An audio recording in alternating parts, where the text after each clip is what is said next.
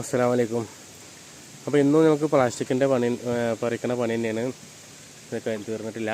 അപ്പോൾ ഇന്നും തോട്ടത്തിലാണ്. ഓക്കെ,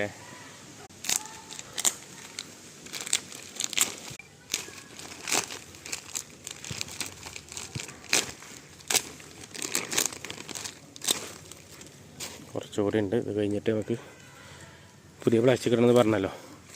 അപ്പോൾ അതുകൊണ്ട് പെട്ടെന്ന് തീർക്കണം. നല്ല കൊതുക് കേട്ടോ. കൊതുകിൻ്റെ ഒരു രക്ഷയില്ല. ഒരു കൊതുകിൻ്റെ കടി ഒരു രക്ഷയില്ല. നമ്മൾ ഭക്ഷണത്തിന് പറഞ്ഞ കടിയിലൊരു രക്ഷയില്ല. കാല് പൊതിഞ്ഞൊക്കെയാണ്. കയ്യിന് ഫുൾ കവർ ചെയ്ത് കവറിങ്ങിൽ ഡ്രസ്സ് ഇട്ട് പോരേണ്ടി വരും. എന്നാലേ നടക്കുള്ളൂ. പക്ഷേ കുഴപ്പമില്ല. അങ്ങനെ തട്ടിത്തെറിപ്പിച്ച് ആട്ടി ഓടിച്ചാൽ മതി. കാലൊക്കെ അങ്ങനെ ചെറുക്കയിപ്പിച്ച് അങ്ങനെ പോയിക്കോളും. അവിടെ സേഫ് ക്യാമ്പസിലെ കുട്ടികൾ ഗ്രൗണ്ടിൽ കളിക്കുന്നുണ്ട് കേട്ടോ. ആവേശത്തിൻ്റെ ഒച്ചയും പുളിയൊക്കെ കേൾക്കുന്നുണ്ട്. നല്ല കാറ്റടിക്കുന്നുണ്ട്. നല്ല തണുത്ത കാറ്റ്, ഇങ്ങനെ ഇളം കാറ്റെല്ലാം അത്യാവശ്യം നല്ല കാറ്റ് തന്നെ ഇങ്ങനെ വീശുന്നുണ്ട്. അപ്പോൾ പണി ചെയ്യാൻ യാതൊരു ബുദ്ധിമുട്ടോ പ്രശ്നമില്ല. നല്ല സുഖമാണ്.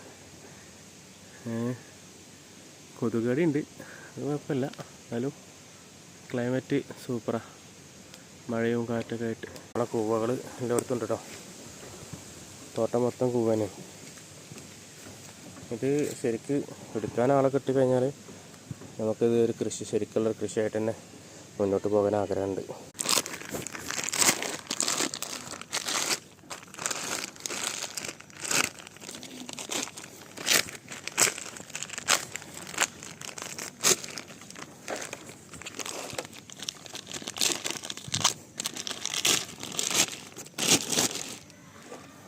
ഇത് നമ്മൾ പറിച്ച സാധനങ്ങൾ ചാക്കിലാക്കി വെച്ചതാണ്. എൻ്റെ കുട, പിന്നെ എൻ്റെ വേറെ ചാക്കിൽ ഇതിൻ്റെ പ്ലാസ്റ്റിക് സെപ്പറേറ്റ് ആക്കി വെച്ചിട്ടുണ്ട്.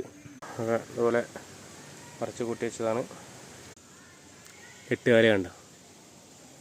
ഇതുപോലെ പല ജന്തുക്കളും ഉണ്ടാവും ഇതിൻ്റെ ഉള്ളിൽ കേട്ടോ. അവരുടെ ആവാസ വ്യവസ്ഥയാണ്. പല്ലി, 8 കാലി, ഉറുമ്പ്, പഴുതാര, തേരട്ട,